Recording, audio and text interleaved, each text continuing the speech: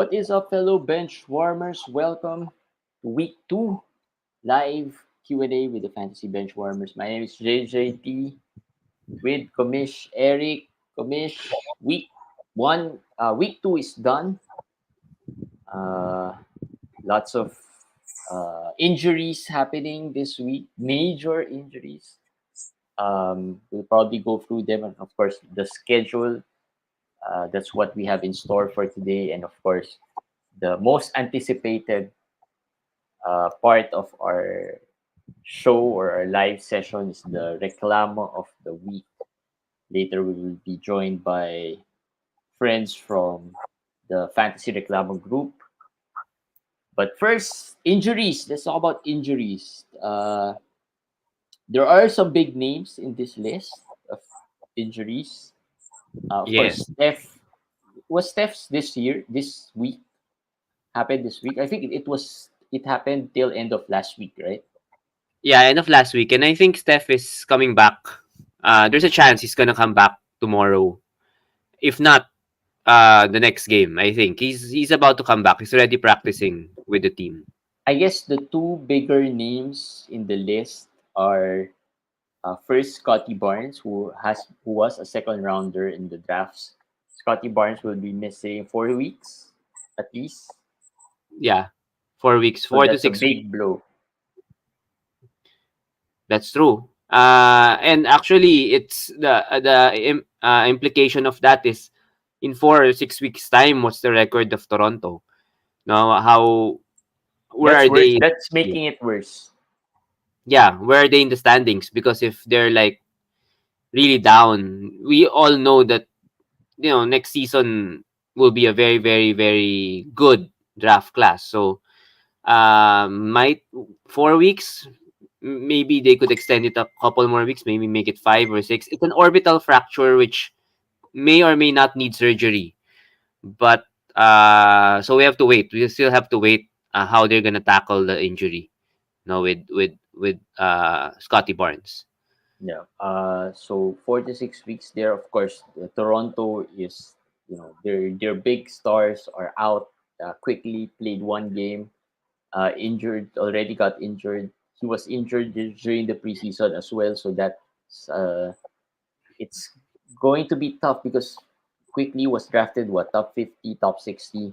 Yeah, So it's going to be tough to own these players. And like you said, Toronto is not playing for anything, and that's what Jakob Bertel said as well, even yeah, before the start of the season. So yes, those are not good things to hear and if you are fantasy owners of these players. quickly. It's always been doubtful the past, I don't know, 3, 4, 5 games. He's not been ruled out right away. Then just doubtful, but he never plays. There's not much update also with quickly. So I want to talk about the first two players we mentioned, Steph and Scotty Barnes, and two players who have been overperforming, RJ Barrett for Toronto and Buddy Hield for Yeah, Golden State. No, these two guys were probably in the 120s, 110, 115, 120s. Buddy might even be lower. And they're or really not drafted at all in some. sometimes, Yeah, yeah, they're really balling. And for me, are we gonna believe that this is sustainable for Buddy? We've seen him. He's a good shooter. He's a streaky shooter, and the system of Golden State really fits him. But for RJ, what we've seen this year is the assists. mhm. Aside from scoring, no, he's averaging 20 something points a game. Then so many assists a game also. So I think both are sell highs. Just that's just my point. Both of these guys are sell highs. I think it's the right time to try to capitalize on these two players. All right. Another big name who dropped 50 points and then got injured. Uh, it was kind of unexpected for me because I own Banquero in one of the leagues in the Champions League, and I was so happy he got 50. But that was short lived after finding out that he is going to be out also 4 weeks at least.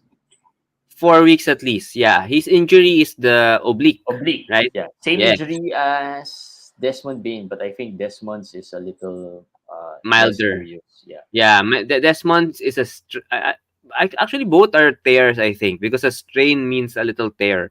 But I think Banqueros is a more serious case. The thing though with Banquero, he doesn't have any injury history. No, this is the first time actually. He has a major injury. So I think if I'm being optimistic. I think he will try to beat that timeline. But still, 4 weeks is 4 weeks. No, that's still 1 month. 4 weeks is 4 weeks, and in a lot of in some fantasy leagues, this year has been, the schedule has been shortened in terms of fantasy, right?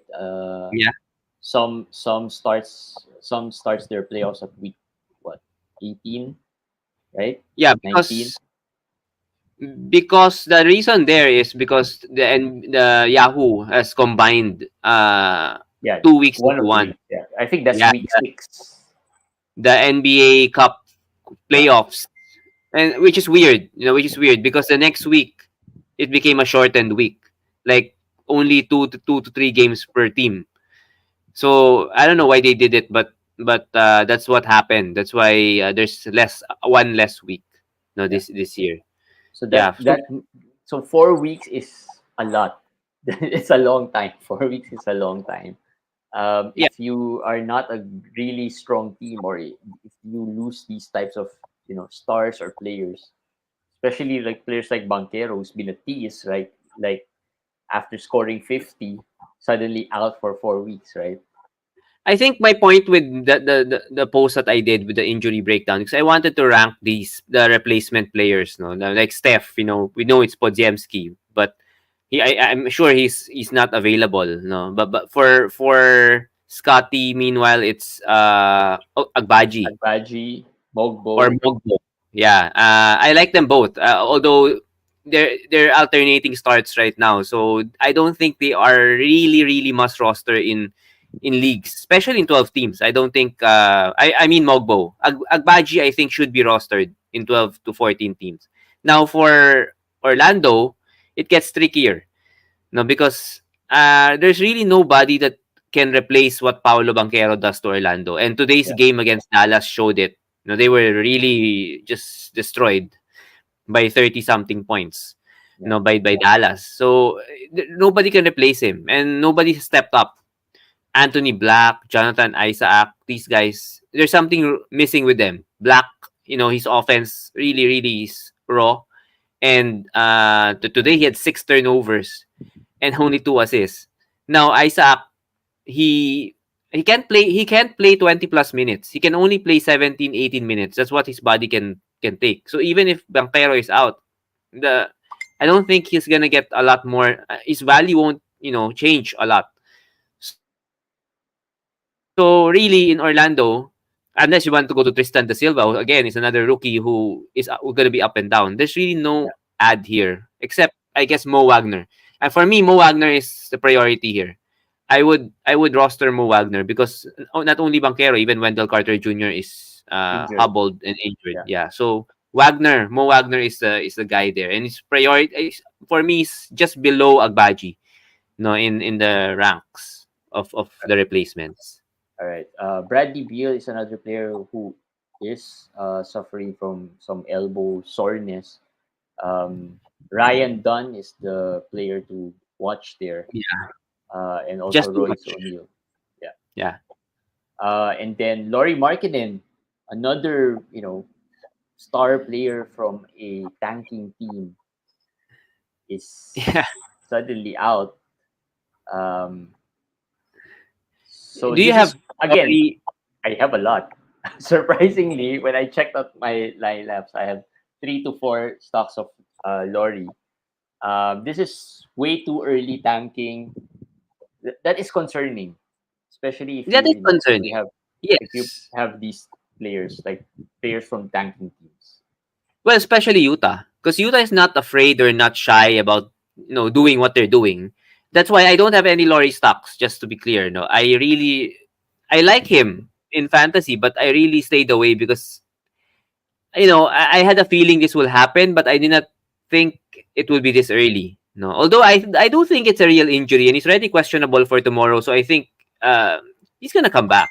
He's gonna come back. Maybe even tomorrow he's already gonna be there. But we may expect a lot of surprise, I don't know, injuries or rests or something like today. Like his injury right now is back spasms. That's very really vague, right?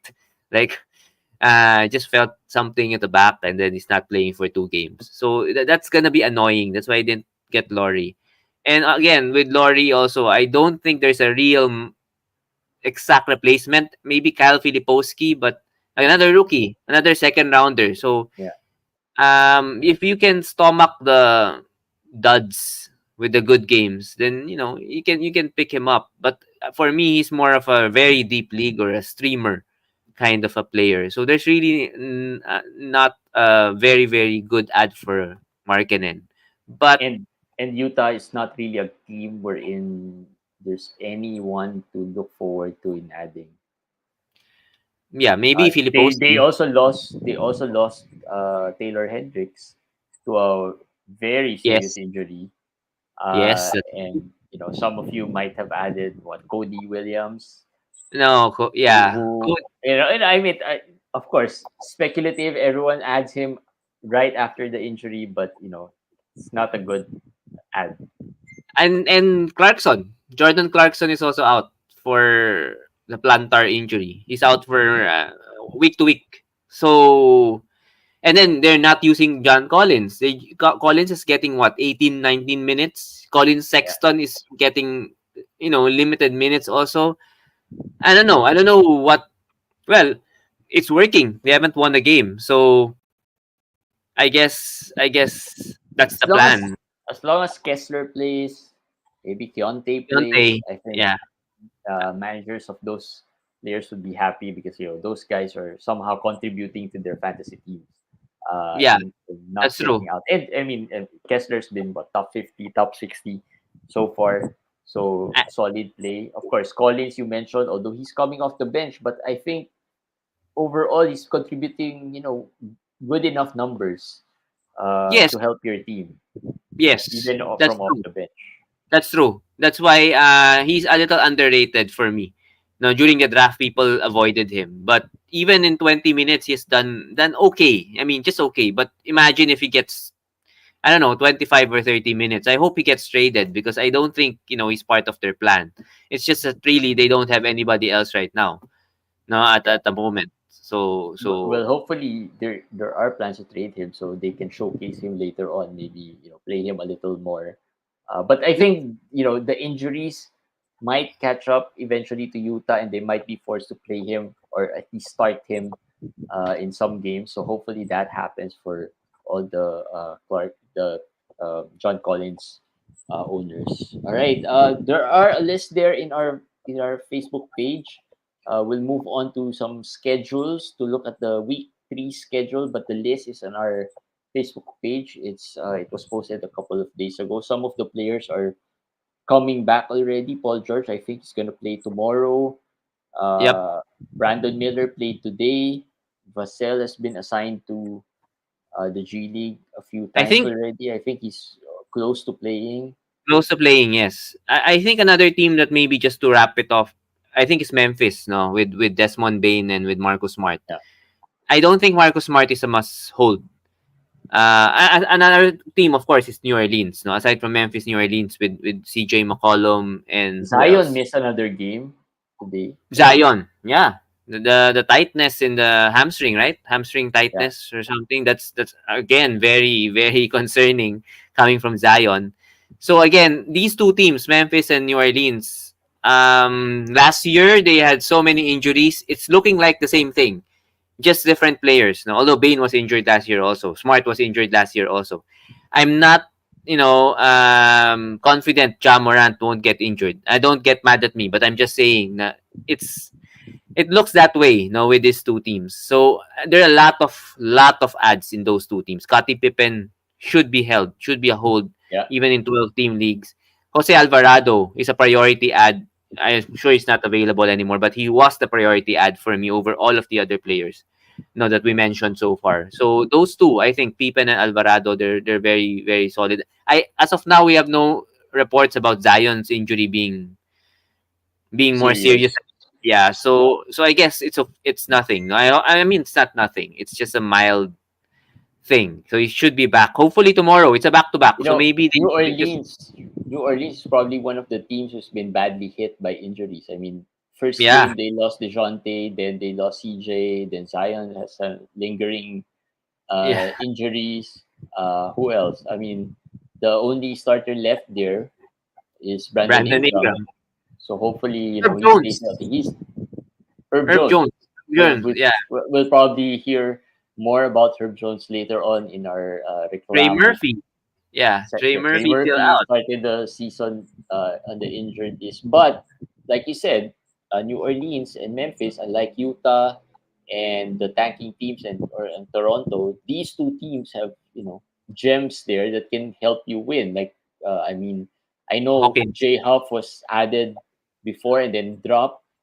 Any injury, they can push him into that starting lineup, and then he'll definitely be someone to watch in Santi terms of Dama. contributing. Santi Aldama, I like even I like Jalen Wells. I have a lot of yeah, Jalen Wells stock.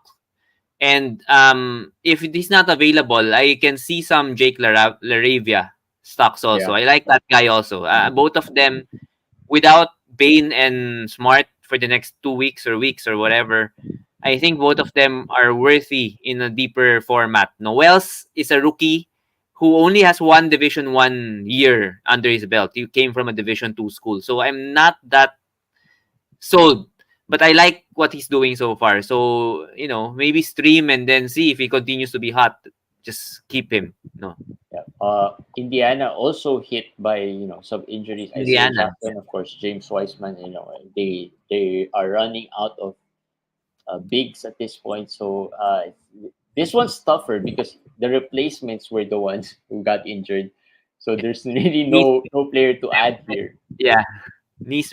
Benedict Maturin, I guess, is the biggest ad here. But Well, for the he's big, been, he could have been added, early this week, or because he was hot at yeah, some point during the first 2 weeks of fantasy season. So he would have been, wouldn't have been available by that time. let's see. Let's see tomorrow how Indiana's rotation, what Indiana's rotation will be because they don't have a backup center. They have one backup center, but I think it's Freeman or something, but it's not really part of the rotation. Let's see if he's the guy, maybe Obi Toppin or maybe Jarris Walker, maybe Siakam. Maybe they put Siakam there and then place a little small. So that's an interesting team also to watch All in the right. East. So just quick shout out to Joseph Crisostomo, Jingo watching, and I'll go through some of your questions in a bit. Van Stacy, shout out to you. Christopher Alfonso. Uh, yeah, all right. So before we head into our reclamo for this week, let's talk about schedule. All right. So tomorrow is a Full. big full schedule, 15 games. And Everyone has a game, so you have to figure out who plays, who sits in your team. That's probably going to be crucial as well.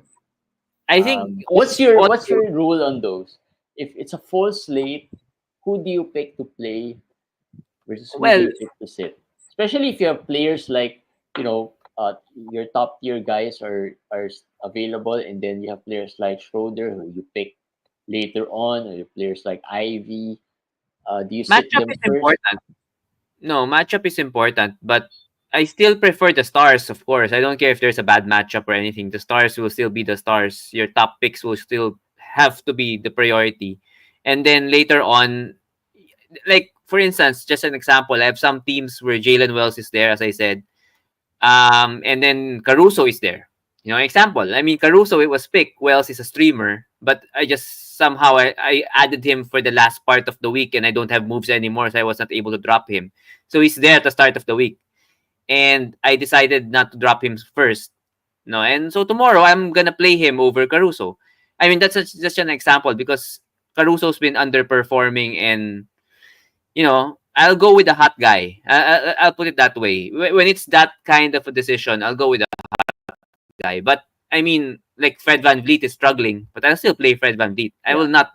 I'll At not least bench the Fred Van. players you feel are, top 50, 60, 70 Yeah. worthy, you play them, and then, just pick Yes, from matchups, and maybe your your opponent has a lot of bigs. You might sacrifice your bigs and just that's play your true. guards because you probably won't win the rebounds or the block. So That's I true. think those things, but don't overthink it. Just play your top stars. I think that's the last thing you would want is to regret not playing your stars. That's my perspective always. Like And this, if I overthink it and just sit my stars, I will yeah, regret not playing them. and this week 3, there will be 4 days that you would have to make choices. No, aside from tomorrow, 15 games, there's an 11 game, there's a 13 game, there's a 12 game. So Yeah. I looked at my some of the schedules of my teams. Are mostly in those games there will be players I have to sit. So I guess for most of you it will be the same situation. So yeah, I guess another And thing, yeah, aside go from go. what Jeremy said was very very good. No, the looking at your opponent, what's the strengths of your opponent, and maybe whether you're gonna fight him in those strengths or maybe you're gonna concentrate on other categories. That's one way of making your decision. And minutes, you always follow the minutes. That's what I believe in. You always follow the minutes. If someone's a good per minute player but he only plays 15, 16 minutes, there's really a big chance that he will not be able to perform in those 15 to 16 minutes. I Yeah. mean, compared to someone who plays like Christian Braun in Denver, he has not done anything with his minutes for so many seasons. But this year, he's playing what, 37, 38. It's just bound for him to get blocks, get steals, get the stats because of the minutes. So of course that's not 100%, that it will happen, but most of the time, if you have the minutes, these players can produce. Of course, after tomorrow, there won't be a game on Wednesday. So just in case you don't know, there won't be a game on Wednesday. Son. And like Komish said, there are 4 games wherein there's lots of games, lots of players who will be playing.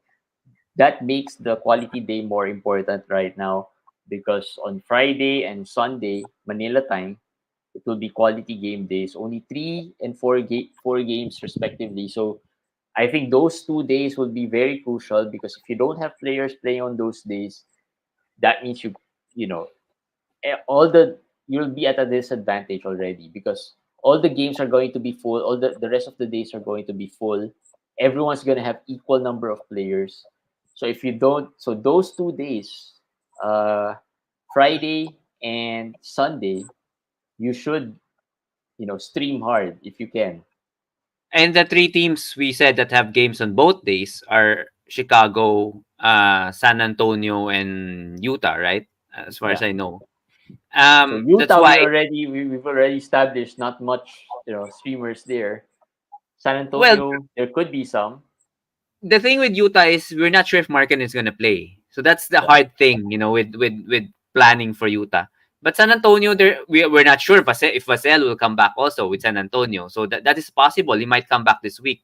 So Julian Champagne or whatever, we're not sure if he's gonna continue to start. But if he is, he's a good streamer this week.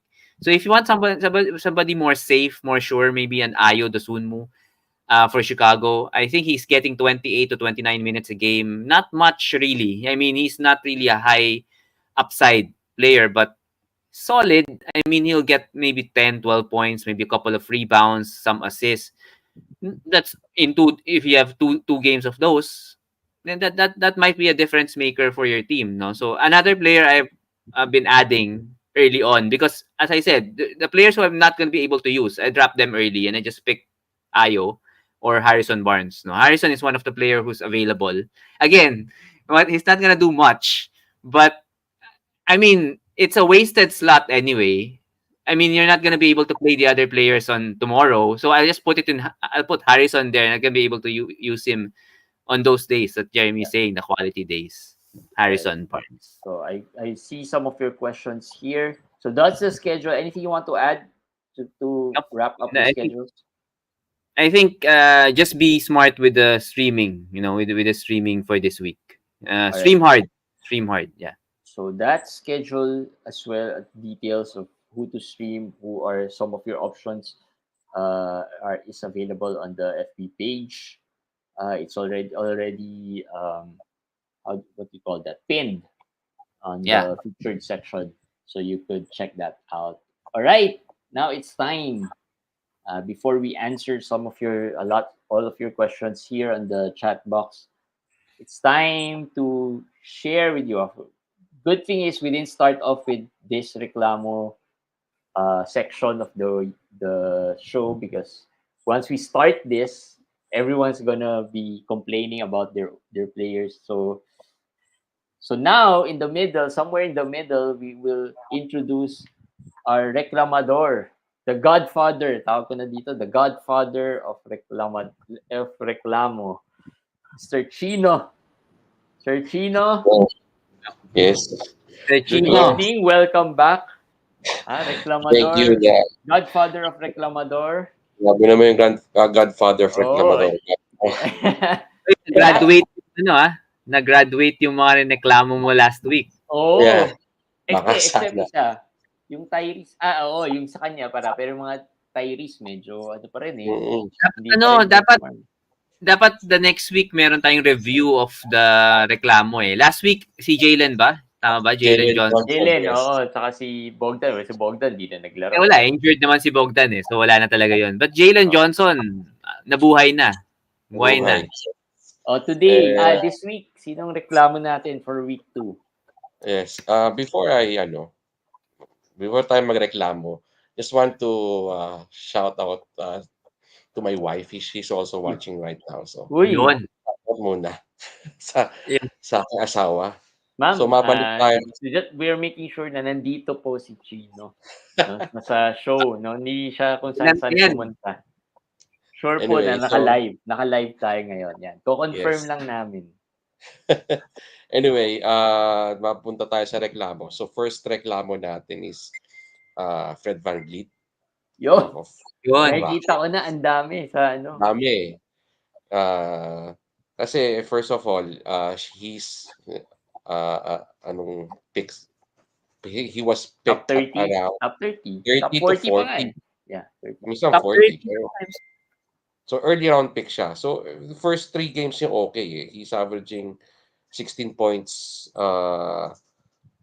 assists, and then 3 rebounds, and then 2 steals. The first 3 games.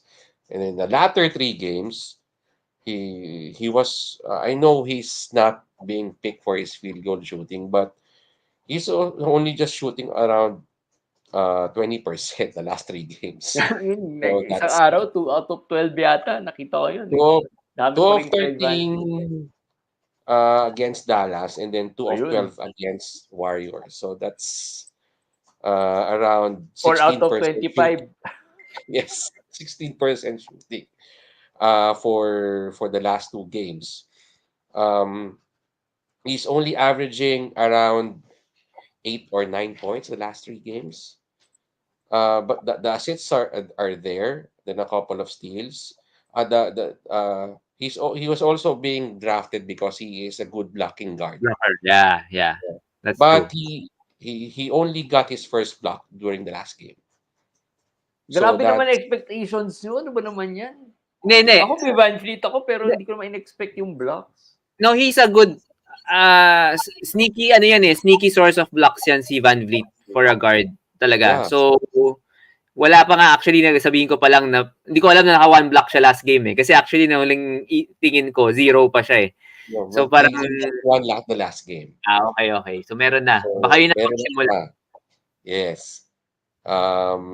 So for someone who was picked at around 30 or 40, kasi I had 2 stocks of VanVleet. I picked him in a 16 team during the third. So around So mas 33rd, maaga. Mas maaga. 4th. So syempre you're expecting something around yung first 3 games niya. So okay tayo nung una, bilang nung the last 3 games medyo I think Okay ka na ba noon no first 3 games niya? Parang hindi rin eh, 'di ba? Parang kulang pa. that's his floor actually. So Yeah. sort of expected that Saka he would publish those Houston are numbers. making a few changes eh. Like, may isang game parang binangko nila si Sengun eh. Yes, yes. So Actually, parang they're nag-experiment yung experimenting Houston, a eh. bit on, ewan ko kung experimenting yun, nabasa ko lang. Hindi, baka yung susunod na reklamo ni Chino si Sengun na kasi parang part tag team tong dalawang 'to, eh, ng Van Vliet Well Sengun. well, we'll see. Well, but right now, si Van Vliet muna yung irereklamo natin because of those numbers. Yun nga, as I mentioned, early pick, you would expect him to shoot at least close to 40%. But he's shooting Sana at man around, lang. yes, 20% the last 3 games. So that's not gonna win you matchups, especially if you're not punting field goal percentage. Oh, And so the one thing that I would want to commend Van Vliet is he did not commit any turnovers during the last three buti na games. lang. Buti na lang. Kasi pag bumagsak Kasi pa yun, mas isipin mo, marami pa tayong 2 out reklamo. of 12 tapos 4 turnovers, masakit Yeah, yun. Pero that's tanong ko enough. sa'yo, Chino, you have Van Vliet, ano bang expectation mo? Tingin mo ba eto na, I mean, babawi siya or kasi usually 'pag sinabi natin Jalen Johnson, babawi yan. Pero kay Van Vliet ako kasi personally parang parang nag-aano ko, eh, hindi na ako gano'n ka-confident na he can bounce back, eh. Ikaw, ano Well, bang ano mo? basa ko kasi diyan, he doesn't have any competition for his position right now unless True. there's may experiment na naman yung coach ng Houston. So he will get the minutes and he's too good to be averaging around 20% field goal shooting. And also he's too good to average just around 8 or 9 points a game. So I think there will be a bounce back. There will be a regression or ano, there will be he will have performance that will bring his average closer to the mean. Hmm. So, Mag-average out eventually. mag-average out yan. Ang tingin ko dyan, around 16, 17 points per game. Kasi base mga scorers sila. Sengun is there, Jalen Green is there. So, he's not gonna average around 20 points per game. But Assist, eh. I 16, it's think fair a to lot of expect at 16 managers points per game from him. yung assist ang hinahanap rin, eh. Because last year he was doing like sometimes mga 13 assists, 'di ba? 12 assists. Ngayon parang medyo wala masyado, eh. 6, 7 assists per Oo. game. Okey Pero din, ano pero ba, pero mas gusto ko nakikita niyo higher. nakita niyo ba si Jalen Green, yung emergence si Jalen Green kung naka-affect sa kanya? Kasi yun na napapansin ko, eh, when I watched the last game, eh. Parang nakaano siya, eh, he deferred Deferring. to Jalen Green and then pati ball handling minsan na kay Jalen Green din, creation and everything. Kaya minsan spot up na lang siya or pagka last few seconds create kaya bad shot. So yun, ewan ko lang kayo kung anong tingin niyo Yeah, sa effect ni possible. Jalen. Pero yung assist numbers yun talaga, I'm hoping. Ang problem lang, if they're gonna put the ball sa kamay ni Jalen Green, yun, I think problema yun. what's happening right now in Houston is there's too much isolation from Jalen Green. Eh. Kasi Yeah. he's handling the ball too Oo. much. But he's just averaging around 3 or 4 assists per game. So kung he's distributing the ball, his assists number should be higher. But Mm. given he's been scoring a lot for Houston except during the last game where he was 2 out of 13. He's not averaging that much assist compared to Fred VanVleet. So I think it's more of the way Green is being used. So bigay sa kanya yung bola and then ISO. Kasi I think Ah, most of the playmaking nangyayari it's between Van Vliet and Sengun. Kaya lang Single niya. napang si Sengun during a game and then si Jalen din, hindi naman din nag-increase yung assist numbers niya. So I think yung the way he's being used, yun yung medyo problema ngayon sa Houston. Oh, tignan natin kasi there are some concerned FBV managers. So tignan natin some of the comments and questions. Si Bilyal for FBV, ito medyo malalim na to. FBV for Bilyal. Koulibaly, medyo pero ano ah, I don't think shutdown yan. I mean, Bilal is a sophomore. So hindi shutdown yan. He's gonna be featured this season. yeah. Isang Yung saving shutdown grace. dyan, sina Kuzma. Yan yung mga worry Yeah. natin. Sina Kuzma, sina Jordan Poole, yung mga medyo vets na sina Valanciunas, di ba? So, yan yung mga players na they might shut down. Itong mga Bilal, Sina Sar, Or medyo no. safe. Oo, medyo safe yung Carrington. playing time. Carrington, kay Sean George, yung mga rookies nila, they're gonna play heavy minutes. They're already playing heavy minutes. Walang magbabago dyan unless may injury sila. Itong Bilal for FBV, hindi ko alam, sa kanya ba si Bilal or si FBB? Papasa ba yan? Hindi yan papasa sa any voting. Hindi, I mean, well, hindi, we sa atin siguro we say na hindi papasa. But I've seen sa mga GCs ng fantasy, maraming FVV trades eh. All over the place eh. All over the place ang FVV trades. So I think possible na, if it's a lower, parang baguhan na league, baka may maggawa ng trade na like this, with FVV for real. Parang Oo, this is a ito. classic example of a extreme sell high and then an extreme buy low. Oo, medyo Over. extreme case. Well, kung makukuha mo pero agree naman tayo, all of three of us na FBB side tayo, di ba? Yeah. Yun, Ewan ko kay okay. Chino. So, Tama ba? baka, Side pa rin baka ako nag, kahit struggling sa FVV. Kasi so, I he's think, just too good to, to to get those numbers the last if three you're games. if you're asking kung FBB or Bilal, all three of us agree na FBB side And probably then, ito still yung will take tatanong ko it. kay Chino at sa'yo, JJT. FVV or Cam Thomas? Yan. Oh, Oo. yes. Ano yes? Anong, FBB ka or Cam Thomas? Cam Thomas ako dyan. yun. So, di ba? Parang medyo bumaba na yung ano mo kay FVV noon, ibig sabihin, kung Cam I mean, Thomas. Pero that's not too far off kasi yung Cam Thomas na yan, nasa ano yan eh. Sa drafts, nasa top 60, 70 rin minsan eh. Far off pa rin. Kasi top 40, Well, top 30 far yung si off, FVV. pero not Bilal level. Ito, Yun lang. ito extreme. Ito, another from Alfonso Santos, Claxton for FBB. Claxton, another player. Ako siguro magrereklamo, wala kasi akong stocks ng Claxton eh. Rereklamo na ako kay Claxton, 2 weeks na. Off the bench pa din. Tapos 20 minutes pa din. Kaya worried ako dyan eh. Ako FVV side Chino, ako. ano tingin mo dyan? FVV ako dyan kasi he still has the minutes. Unlike Claxton. Just averaging around 20-24 minutes a game. So, Kailan ba papalaruin si Claxton ng starter? Parang matagal na eh. Hindi, pero wala akong Claxton stocks. Hindi ako kumuha ngayon. Wala rin ako dyan. Na-realize Pero teka, ko lang, balik ka mo yung Thomas. Ano ka ba, Chino? High ka lang. Sorry. I mean, alin ba dun? na medyo nawala ka, Kumish. Ano, yung kay Cam Thomas, ano ba yung reason mo for choosing Cam Thomas? Kung high ka ba kay Cam Thomas? Or medyo si FVV yung Cam Thomas ako kasi buy low ngayon si FVV and Cam Thomas has been performing up to his projected stats right now.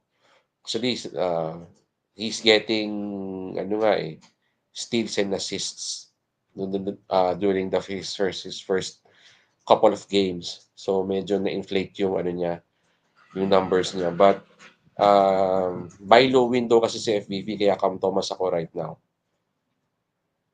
Okay. So, FVV si Raymond David.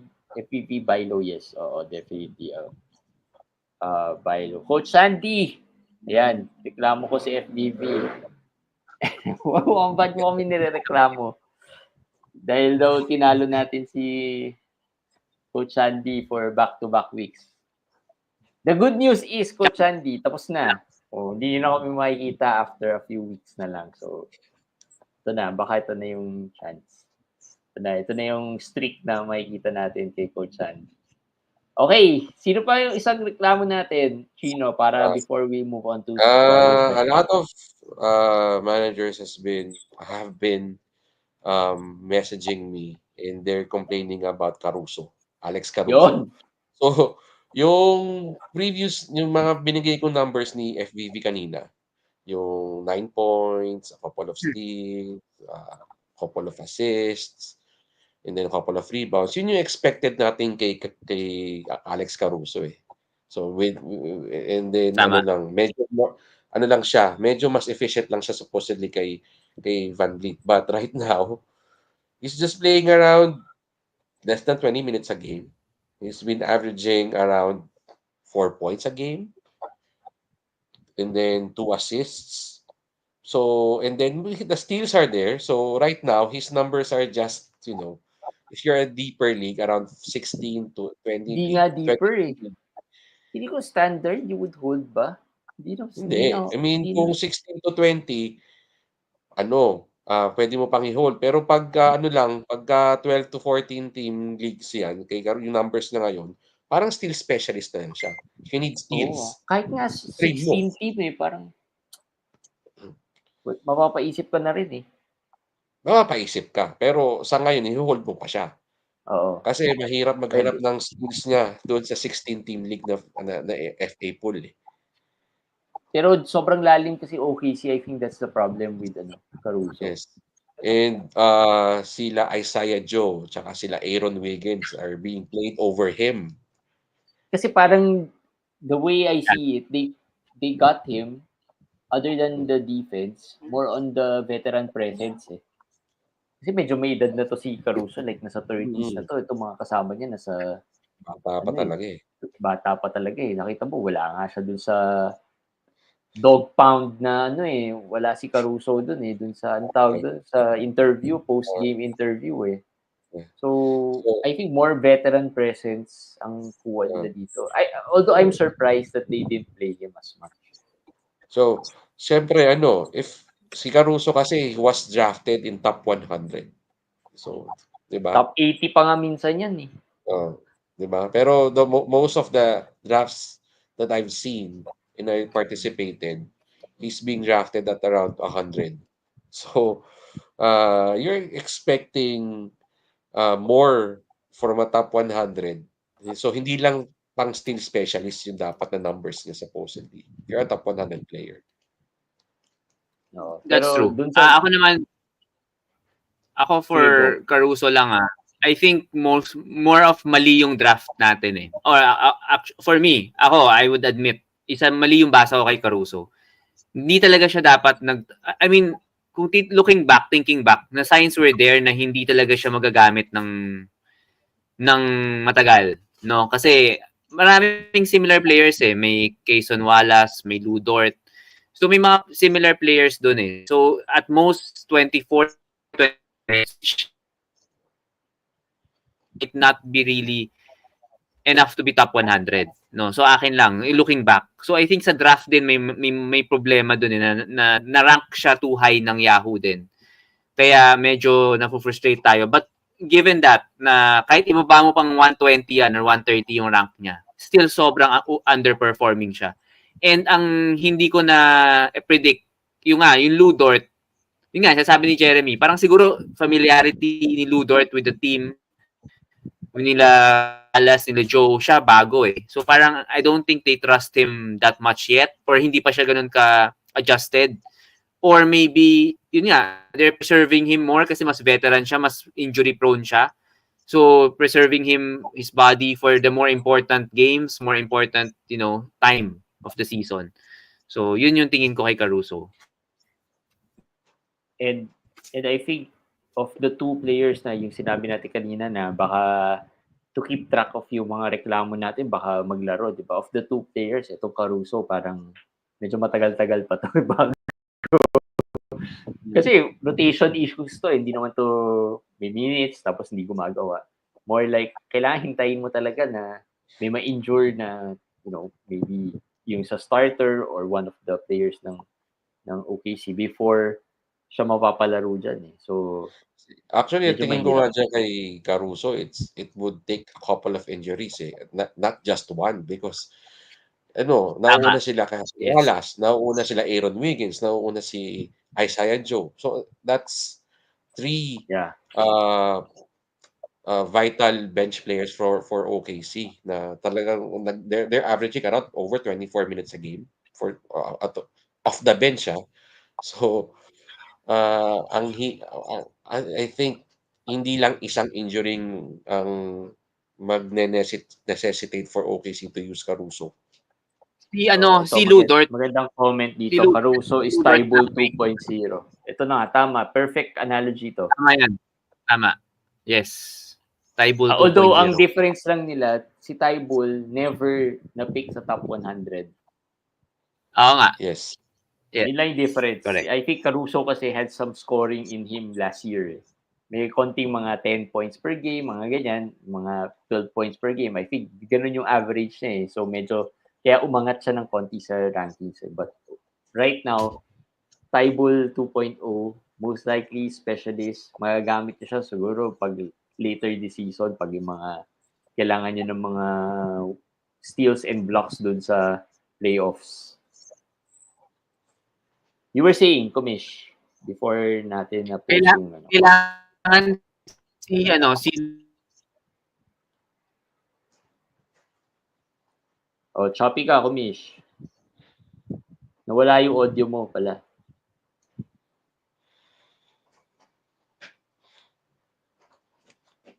Okay, so habang inaayos ni Kumish yan, tingnan natin.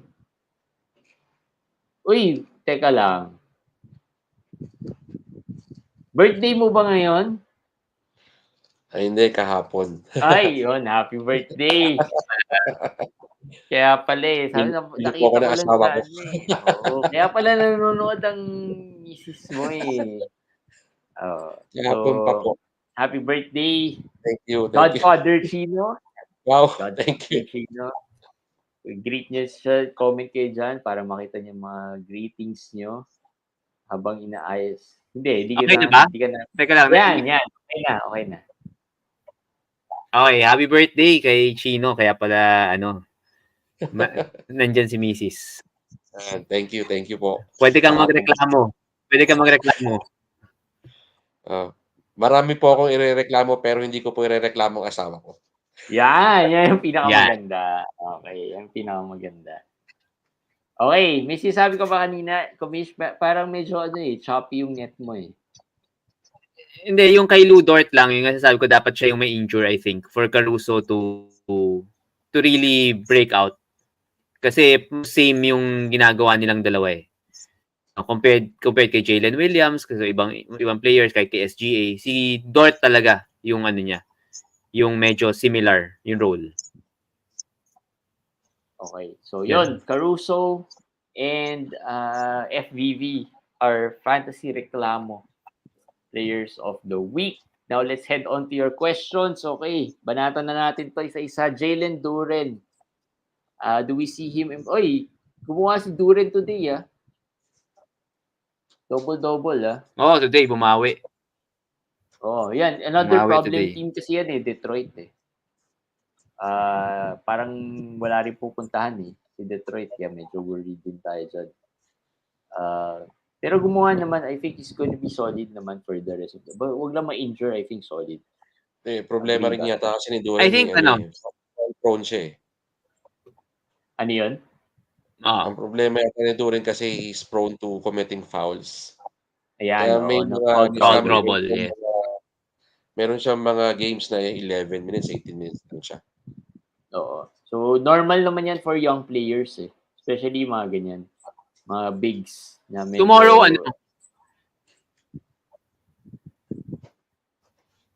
napuputol ka, Umish. Hindi. Tomorrow Lakers ang kalaban. So, narinig ba ngayon? Okay ba? Yeah. Okay na, yes. Yung tomorrow kasi AD yan matchup niya eh. So medyo delicate yan sa kanya. I don't think it's a good matchup. Pero after that Charlotte and Atlanta. So I think those are the good matchups.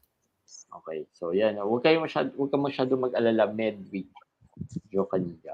To. Alex Sar, sabi ni Andre, yan si Fantasy Reklamo. Yan yung original reklamador si Andre. Yan. Alex Sar, front runner for Rookie of the Year. Maaga pa. Siguro, masyado maaga pa eh. Pero, up for ads to eh. Medyo mahirap pa. Too early. 2 weeks pa lang eh. Pero wala naman siyang kalaban. I think si Risa Shea na yung medyo kalaban niya eh. No, pero mukhang Alex Sarr because of the stats, no, the minutes that he's gonna get, the role. Mukhang si Sarr. Si Carrington, yeah, he looks good also. No, he's looking better the past few games. So agree ako dyan. Oliver Matthew Tionko, who to swap Lori? Lori. Tradable naman niya si Lori, pero now it's not a good time siguro. Palaruin mo muna a few more games. Sino? Yeah, tama. Sa akin kasi depende rin sa ano niya. Ano bang kailangan niya? Tsaka, I don't think any manager right now, or at least veteran managers right now, would be willing to trade for Lowry because he's injured. Injured right now. Oo, yun. Mahirap. Mababa na yung makukuha mo dyan. Or maybe someone who's playing better. Cam Thomas. Sige, total, nasimulan na eh. Ako, mababa yun.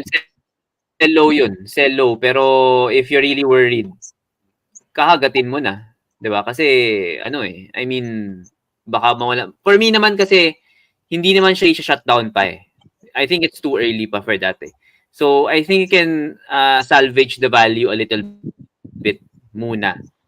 So, hindi pa to yung critical time to sell na kailangan mo nang i-sell. To sell in ang ano ko din siguro tip ko lang din sa especially on managers who are just starting to be playing fantasy basketball is huwag kayo magpanic agad early in the season because you're gonna be losing your leverage when you offer trades to other managers. Hindi, pero pag magpanic ka na pag ang mga players mo, kunyari sina Quickly, Barnes, so, yung sama-sama, yung mga Basel, yung mga Bane, yung mga types of players na nasa isang team, baka yun, medyo magpanic ka na pag. Tapos ang first pick mo, Tyrese, yun. Medyo mag-make ka na ng konting moves. Parang tinatad ka naman na malas naman kung gano'n yung lineup mo. Hindi, may mga lineup ako. Yung buong bench ko, injured na eh. Sunod-sunod may ganon, eh. Wala na akong bench eh. Tama, may ganon. May ganon din ako. Pag mga ganon, I think early in the season, yung mga low-end players mo doon, medyo try mo na i-sell siguro. Yung low-end na sellable or playing well, di ba? Mga hindi man low-end pala na streamer type. Yung mga na-pick mo at mga body healed mo, yung mga ganon, baka pwede mo na maibenta. Or, yung mga nagpo-perform mo ng mga higher picks, pwede mo nang i-2-for-1 trade siguro para you get a little more depth. Yun. So, pero pag wala ka namang ganong type, baka too early pa to panic and sell low. Kumbaga. John Miguel, who to add? Grant Williams to Sunmu or Amen? For tomorrow siguro yan or for the week. Kung for the week nabanggit natin, si Dosunmu, 'di ba? Pero for the rest of the season, I will go Amen Thompson pa rin. Amen Thompson ako diyan for the rest of the season. Same for me. Na-drop na rin yan eh for a few leagues si Amen Thompson. Marami rin nag-iisip kung i-drop na ba yan. Pero medyo malalim tong Houston yung Tari Eason gumawa the other day. As in, yung solid na gawa talaga. Parang first round player na gumawa for one game. Pero yung kasi yung Grant Williams and the Sunmu, wala naman talagang gagawin yan eh. I mean, empty stats din eh. Points lang. Grant Williams start today, wala namang ginawa eh. Si Grant Williams, mananakit lang yan. Parang gano'n lang. Sasaktan din niya yung yung laro lang din. Pandagdag laro. I mean, if you're points, nag-aabot ka sa points and you have an extra spot, get Grant Williams or Dosunmu. Actually, Nick Richards yung injury niya, hindi natin alam kung it's serious or not, yung shoulder niya. So, kung matagal siyang mawawala, Mark Williams pa, baka may chance si Grant Williams to get major minutes. Wala lang nga masyadong consistency yun, no, si Grant Williams. But may mga games that he will be performing kung siyang starter. No. Pero for this week, Dosunmu. Yan. For Dosunmu Kasi for this week. wala ka nang paglalagyan kina Grant Williams on 4 of those days. Yes. So, huwag mo nang isipin. So, Dosunmu ka na lang. Basel, malapit na to, di ba? I think malapit na to si Basel to come back. May chance this week. I think this week makakabalik na siya. Okay. OB Toppin, priority ad since Wiseman or I just out for yan. Toppin daw baka. And rin to parang Grant Williams din to may mga susulpot-sulpot tapos biglang mawawala si Toppin. Wala kasing si Toppin wala siyang stocks Pero diba? kung parang siguro ito na lang depende na kung sino i-drop mo That's true. Yes, that's true. Kung meron ka i-drop dyan na wala rin namang ginagawa, di pwede. Speculative na to, baka gumawa with the minutes. Diba? Kamara. Uy, Kamara sa rankings, mataas Taas yan. Actually, hindi ko alam bakit maraming Kamara sa waiver. No, ako marami akong Kamara stocks medyo gusto ko yung performance ni Kamara talaga so far. Although, yun nga, may mga bad games. Pero overall, all around I mean, nakakabigay siya ng low-end stats all around. May steals, may blocks. So, I like Kamara. Especially in deep leagues. Na-drop na kasi to early on kasi diba na-add siya tapos na-drop, hindi gumawa Tapos, ngayon, medyo mahataw ulit sa regular starter niya yata.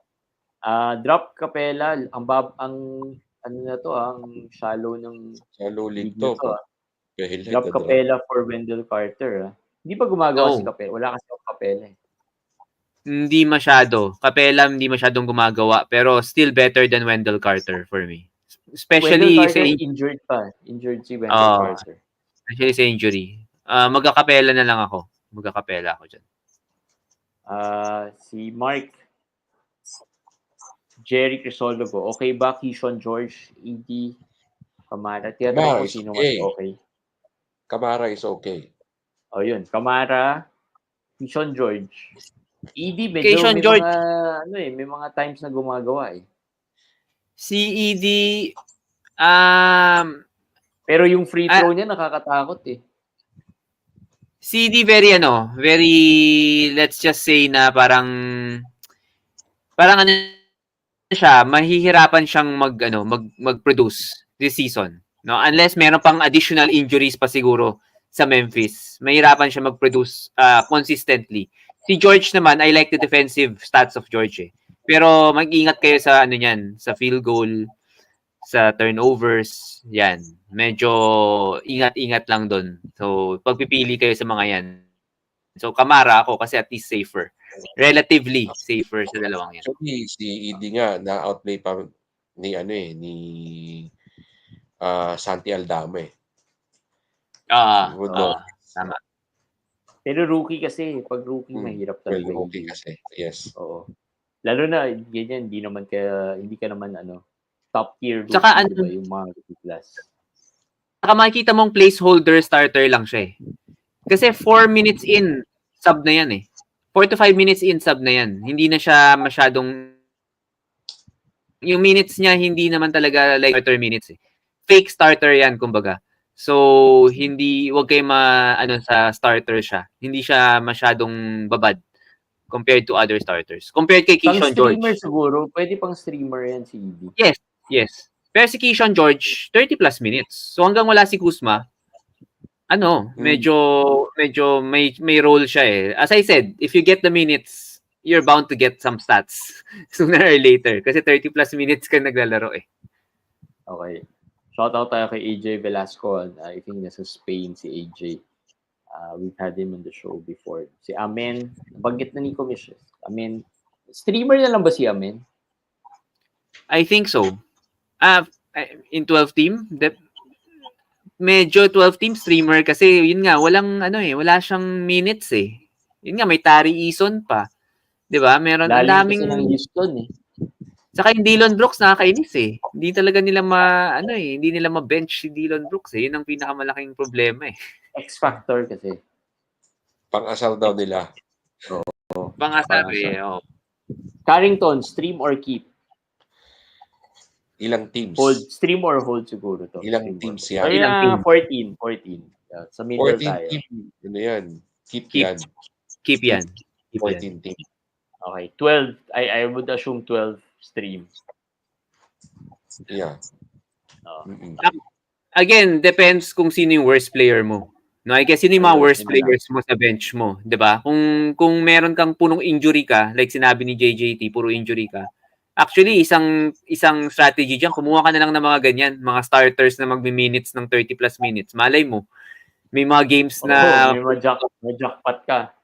Oh, at least may minutes, as may chance ka kaysa Ako kukuha ka mga teams na hirap na kung sino na lang yung ito gumawa today kukunin ko na lang eh. Kasi hindi, itong Carrington go.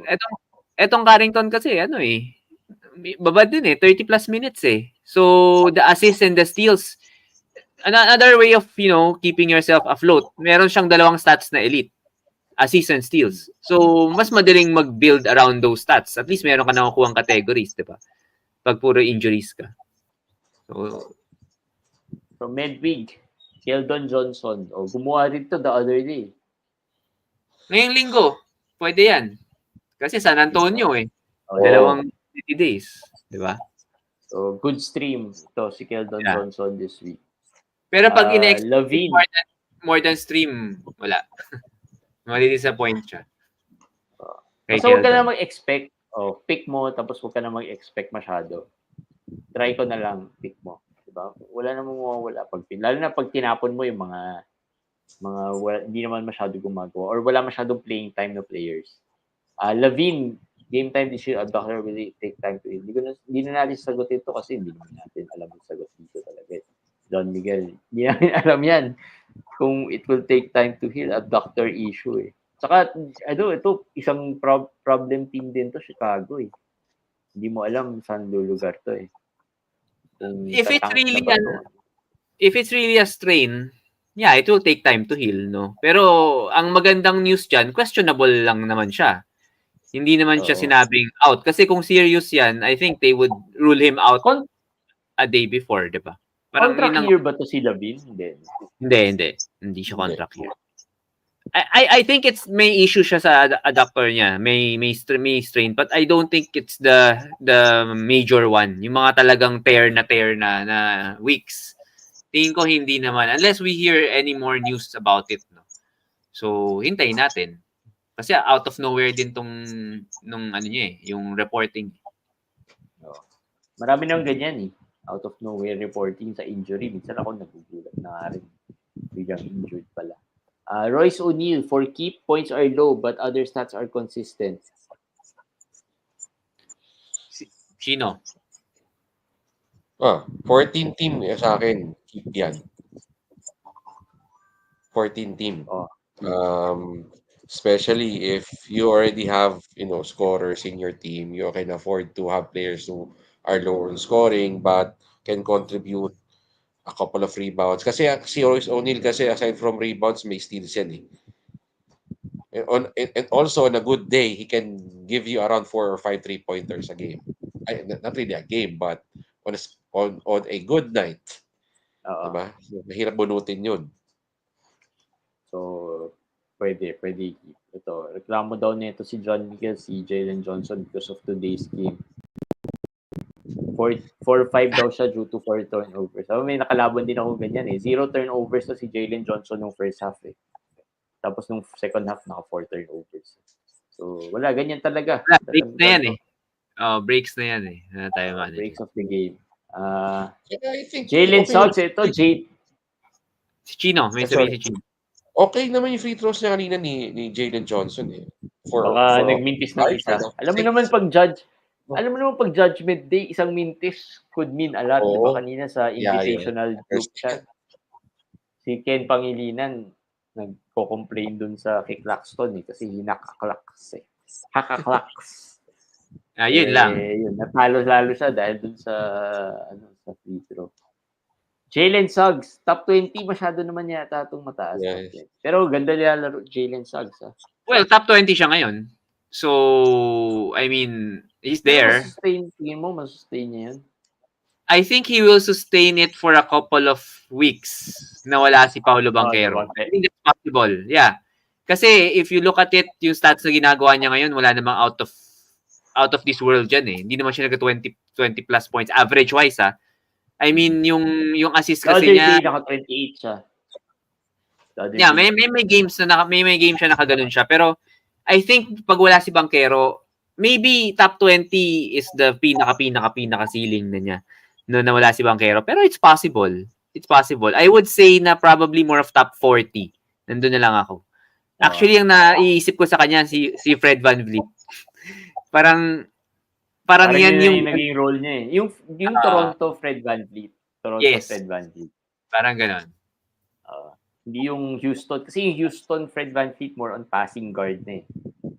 Kasi yung mga high assist averages. Eh. Okay, ito, medyo interesting din. Wala masyado nagre-reklamo about Dante. Although hindi ito high pick, pero I think there were expectations eh. Nung na-trade siya to Minnesota eh. Na kahit pa paano, medyo pagpo-perform. Kasi ito, ang ano ko lang kay Dante, medyo ano rin to, parang diesel din to. Slow starter to. May Dante ba si Chino? Kasi ako wala ako, so baka... Si Rico ang may Dante. Ayan. Pero, I think he was drafted where he was supposed to be drafted naman. That's true. Yeah. And there were early drafts kasi na he was drafted 120, 130, and then those people started having this expectation since he was traded from New York to Minnesota. So, I think wala naman ako okay naman yung stats niya eh. He is he's top 200 nga lang ngayon pero if he was drafted at around 130, 140, okay yung stats niya. Hindi ko sinasabing Kumbaga, hindi masakit. hindi para masakit. sa'yo. Oo. Pero hindi siya yung eye-popping for the slot that he was drafted. Hindi siya Masyado kasing lang sakit mataas ng... yung expectation ng mga tao. Oo, masyado mataas yung expectation. Saka hindi siya kasing sakit ng mga tipong Haliburton na top 70 yata si Oo, Haliburton hindi. ngayon. 'Di ba? From 7 to 70, 'di ba? So yun, masakit talaga yun. Ito top 120, pag dinrap mo yan, hindi ka naman alam mo yung matatalo talaga eh. Okay lang. So, okay lang. Worth holding ba or droppable? Depends on, Depende sabi anong nga team ni ka, Eric, anong kung sino league yung ka. mga nasa FA pool at sino rin yung mga worst players mo sa bench mo. Hindi, worth streaming na lang ba yung spot na to? Yan siguro. Kung yan yung worst player mo. Well, Yes. kung siya worst player, yes. Oo. Yes. Kung siya yung worst player mo, pag nasa 12 team ka, possible siyang worst player mo. Yes, pwede mo i-stream yung spot. Sa akin lang yung threes niya, yun naman talagang ginibigay ni Dante DiVincenzo eh. Last year pa, 3-pointers. Yeah, but threes yung pinaka-elite. Nandun pa naman. Yung steals hindi pa dumarating pero possible naman bumalik. Tapos, Conley, I'm sure maraming rest yan. Maraming injury. So may upside for Dante. Kasi tingin ko gagamitin siya as point guard sometimes. Saka itong Dante may ewan ko kung ano yung familiar kayo, pero ang history nito usually on the first few weeks, medyo talaga yan eh, dinadrop na yan eh. Tapos makahabol yan, mga mid-season na yung gagawa. Ganon din siya last year eh. No? Oo. Sa New York, ganon din siya eh. Na-drop siya early in the season kasi hindi gumagawa. Tapos biglang humataw ng mga mid-season na. So, if na lang, ka, pwede mo na eh. Pero ang only concern sa kanya, kaya mababa ang rank niya, is yung 40% pa siya eh. Hindi naman siguro ganun ang field goal niya for the rest of the season. Yun na lang yung akin. Kung naging 43-44% yan, top 150 na yan. With the current stats With the current stats. Actually, masama yung field goal. So yun din siguro yung kinokte. Pero if you're in the 12 team yan, pwede stream mo na lang yung spot niya. Kung pangit yung nilalaro niya. Wala rin kuku. Grady Dick. Ride the dick. Sinabi na natin Yes, yan right to ilang pick. beses. Yan ang pinakamarami kong stock sa Yes. league ko. Ako Ikaw rin din. Wala, ba? nahuli na ako eh. Buti nga, may Ako, nakuha pa ako eh. Isa. marami-rami ako niyan. Ah, maswerte rin tayo na may stocks ni Grady Dick kasi injured si Yeah. IQ. But I Hindi, think pag he will bumalik still kaya, have a role even if IQ returns. nung naglaro, di ba starter pa rin naman si Dick eh. Yeah. Mm. He is going to start. Pero hindi, to be honest, swerte nga tayo. Swerte tayo na injured si IQ, injured si Barnes. So parang wala na score. Wala na score eh. So parang talagang siya na i-expect na mag-score. Oo. Pero I think Interesting even if lang pag bumalik na si when IQ. Barnes and IQ return, he will still have a role. Starter siya. Hindi, I think pero he'll nung have start nung season, wala kasi si Barrett eh. Hindi, siya yung well, shooting guard. Si Dick yung shooting guard. So, siya yung number, So, siya yung 2. I think Tapos he'll 3 si still Barrett. average around 12 points, 14 points a game pag full lineup sila. Mababawasan lang yung assists niya. But we did not draft him for his assists. Hindi, ito yung akin. Kailan sila mag-full lineup? Yeah. Ever ba mag-full lineup ang Toronto this season? Parang feeling ko hindi eh. Saka if siguro ito na yung player na hindi ka matatakot siguro. I don't think they will rest him. No. Yeah, Out of they all would. the players na sikat sa Toronto, yan siguro hindi naman. Pinakasikat na hindi ilalaro, hindi iuupo. Okay, thoughts on Portland Bigs, Time Lord, Klingan, Aiton. Time Lord. Ewan ko. Thing of the past na yun si Time Lord eh. Nag-back to Si the... Time Lord kasi upgraded na, questionable na bukas. So parang pabalik na rin eh. So siguro kaya natanong din kasi paano pag bumalik pa siya? Well, as of now si Klingan kasi wala na rin namang minutes even if wala si Time Lord. So I don't think you should be rostering Klingan anyways at this point So I think yung minutes ni Klingan mapupunta lang kay Time Lord kung sakaling bumalik na si Time Lord. Si Aiton lang talagang worth rostering dyan. Si DeAndre Ayton lang talaga. Kionte. Yante. Kionte ka ba, Chino? Wala. I avoided him because usually kasi late pick ako. So, mga napupunta sa akin sila Trae Young. So, I don't need someone who has a low field goal percentage. So, I avoided him. Ipagsama mo na. Para talagang wala. Kasi hindi yata nagpa-punt hard si I don't nagpa-punt hard lang ako pag after 6 or 7 picks ko talagang feeling ko wala na eh. Pero I still try to salvage may field goal shooting. Balance approach. Yung binabalance ko pa rin. So, kaya lang kasi ang problema ko kay Keontae George, yung turnovers niya rin sobrang taas eh. Tama yun. So, field goal percentage. Tapos, well, may assist siya, pero wala siyang stocks. Tama rin yun. Parang Trae Young nga. Parang Trae Young na.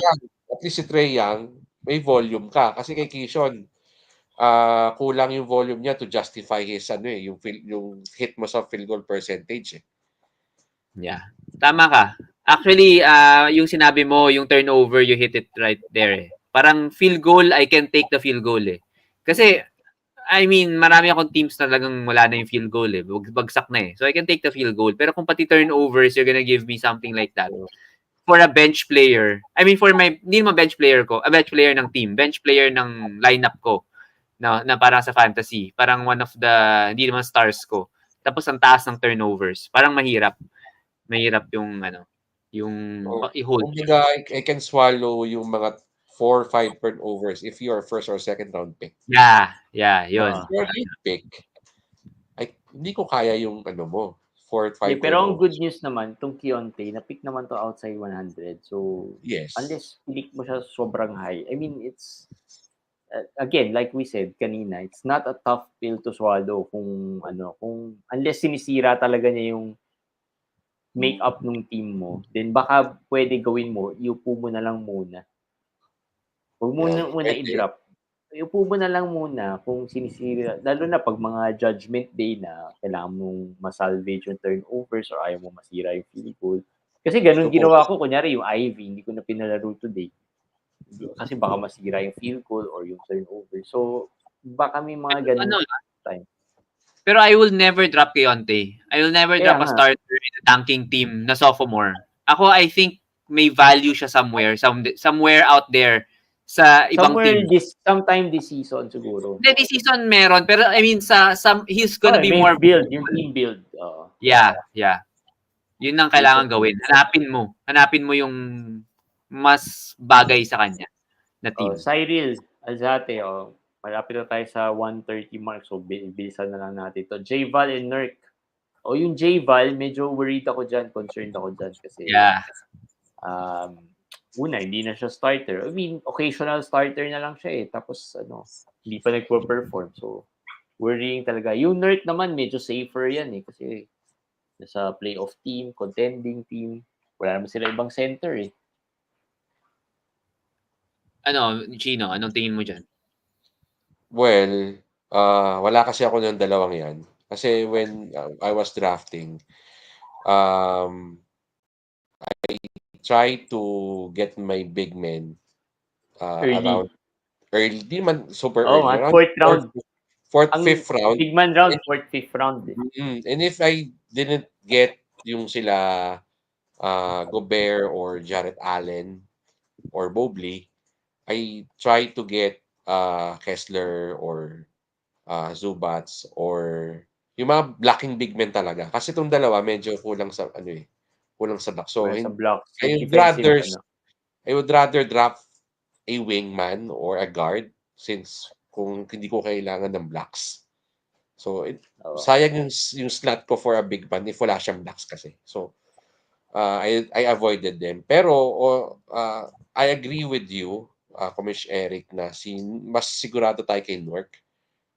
Kasi wala siyang, I don't think meron siyang walang kalaban eh. competition sa possession niya in Phoenix.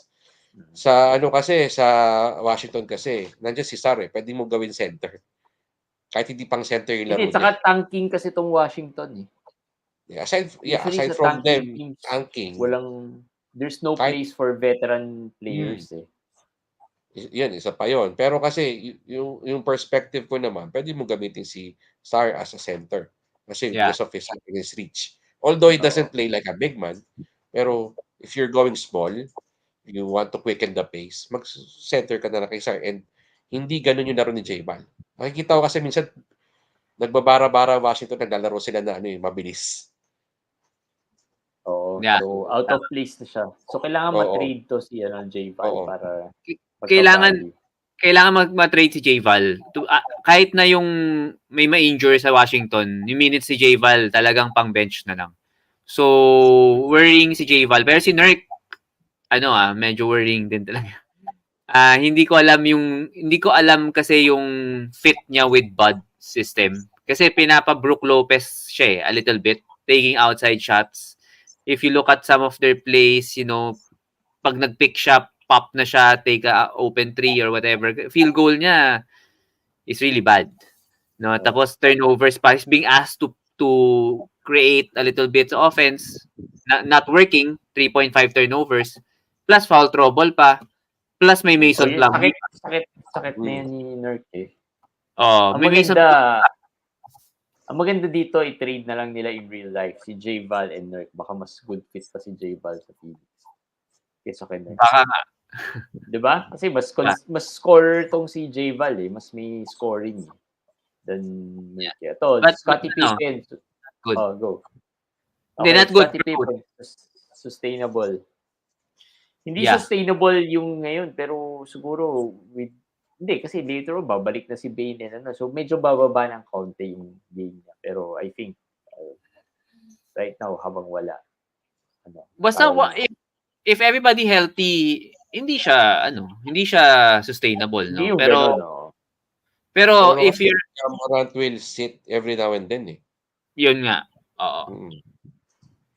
Pero hindi siya droppable pag bumalik na yung yun na lang. Yun na lang Hindi. siguro yung definition. Hindi, wag mo siya i-drop pag bumalik si Bane, pag healthy ng Memphis. Kasi, ano naman siya, serviceable even when they are in full strength. Oh, KCP, reklamo. Wala. KCP, drop na yan. Dami lang nakita yung drop yan. KCP, ano parang very low Parang usage. Caruso na rin yan eh. Kahit Ay, wala si worst pa Bangkit. nga kay Caruso eh. Worst kay Caruso eh. Kasi ito 37 minutes, 34 minutes eh. Pero walang ginagawa eh. Pero ever since sa Denver, gano'n na talaga siya. Pero ang difference sa Denver, parang ang dami niyang open corner shots na three-pointers Uh, from Jokic. He's not playing with Jokic anymore eh. So parang, di ba, hindi naman talaga siya high usage player eh. Hindi siya high usage player talaga. Bok Recinto, or let's wrap this up. A few more questions and then let's go. Thoughts on Sohan and Vassell comeback? When Vassell When Vassell comes back. Oh. I think, same. Wala akong nakikitang effect sa kanya when Vassell comes back. Kasi iba naman ng ano nila eh. It actually might help him. It actually might help him when Vassell comes back. Solid naman si Sohan eh. I think they believe in this guy. So I think yun yung reklamo, Miles Bridges. Oh, medyo low, underperforming din si Miles Bridges. Worst pa ngayon, bumalik na si Brandon Miller. So, Yeah, actually, he only took 6 shots during yung last game nila when Brandon Miller played. So there's a bit of a worry, but we have to at least give him a couple of games more just to see if samba siya when Brandon Miller is playing. Kasi baka naman ano lang baka naman hindi, pero kinondiskusa. pinaka-worrying kasi dyan, without Brandon Miller, medyo hindi siya gumawa masyado. Well, actually, yes, tama. Aside from his 27-point game, second game nila, medyo, yeah, medyo ano lang talaga. Average. Okongwu, tignan na lang natin yung mga yung mga medyo high, medyo may pangalan. Okongwu, thoughts on Okongwu. May injury pa si Okongwu. Parang medyo may minor injury si Okongwu eh. Hindi. Si Okongwu, they're managing load management, rest, injury management. So, hindi siya naglalaro sa back-to-backs. Hindi siya naglalaro sa back-to-backs. But, even so, I think in a few more months, mawawala na yung restriction na yon. I'm high on Okongwu kasi mukhang ito na mukhang matter of time Mukhang ito before na talaga yung time na matitrade si Capella or yes, mababang. or mababangko. Yeah. Oh. Speaking of Capella, Lendry ng Abdiha or Capella? Abdiha medyo underperforming din eh. But Abdiha for me. Capella talaga the role in Atlanta medyo pabagsak na no. Hindi don't believe in him anymore. So Abdiha ako dyan. Yeah, Support. same. Kasi, medyo mas all around yung contribution ni Avdia because may 3 siya. Mas well, Medyo masagwalang field goal ni Abdiha lately. Pero may stocks kasi si Avdia eh. Oo, yun. All around. Si Abdiha is ranked top 100 Kahit na he's shooting 34% field goal, top 100 pa rin siya. And again, ito na lang, 6 games to 7 games in pa lang tayo. So yung field goal ng mga players, hindi pa yan yung field goal nila. Small sample size. Tawag ko dyan SSS. Small sample size. Mag-normalize yan. Hindi yan yung mangyayari. Oo. Hindi yan mangyayari sa rest of the season. Parang kung 46% shooter siya, sabihin mo nang hindi siya umabot doon. Hindi naman 34% shooter.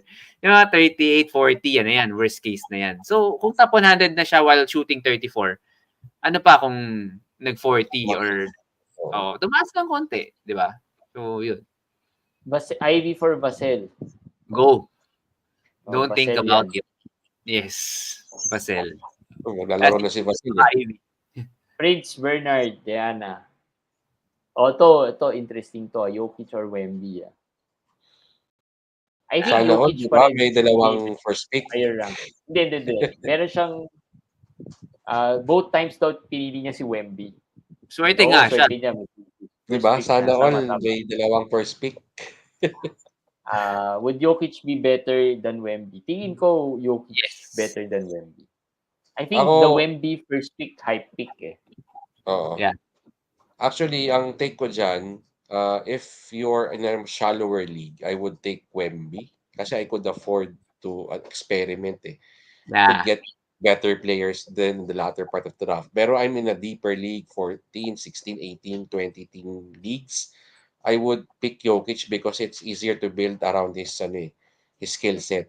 Kasi I can still ano get blocks later in the draft. I can um uh I can get assist the next pick ko.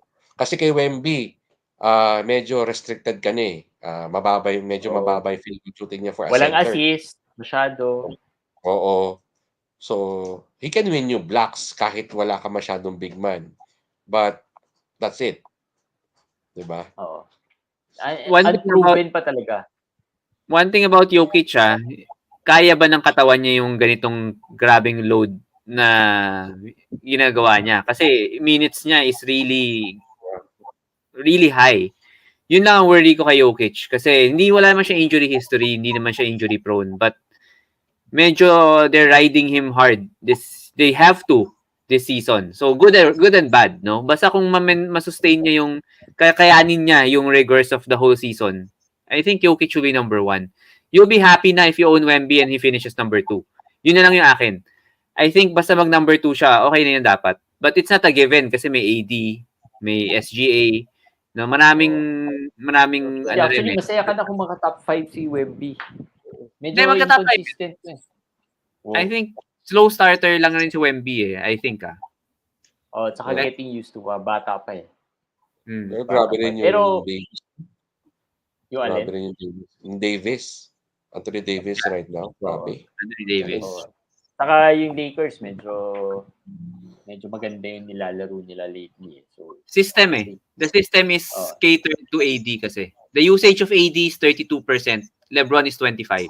So, actually, tama. by design yun. Yung usage ni LeBron bumaba eh. Laki ng Yes. binaba. Makikita mo naman, minsan binabangko na siya eh for majority of a quarter. So, Yeah. I think, yun. Alright, yun na guys. Sorry, may mga na-miss kami. Pero some of the people here na pag-usapan na natin eh. So, you can just watch them no, sa balikan nyo na lang kung na-miss nyo. Like sina Keyshawn George, sa pag-usapan natin, Caruso, Keyshawn George.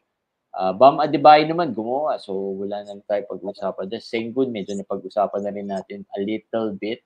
Maybe not in detail. Maliit lang yung sample size eh. 1 game lang yata siya binangko. So, we'll see next week kung ano mangyayari with Houston. Pero yon Chino, thank you again for joining us. Yeah. Medyo Anytime. napatagal. So, hopefully nag-enjoy ka kahit na birthday mo na nakasama kami. Okay na. Of course, Okay na. yung Chino is here in behalf of the Fantasy Reklamo group no sa Facebook Yes. groups. Ano So, lang, join kayo. Ano yung join exact our group name ng lang yung group? baka pwede i-plug lang yung grupo.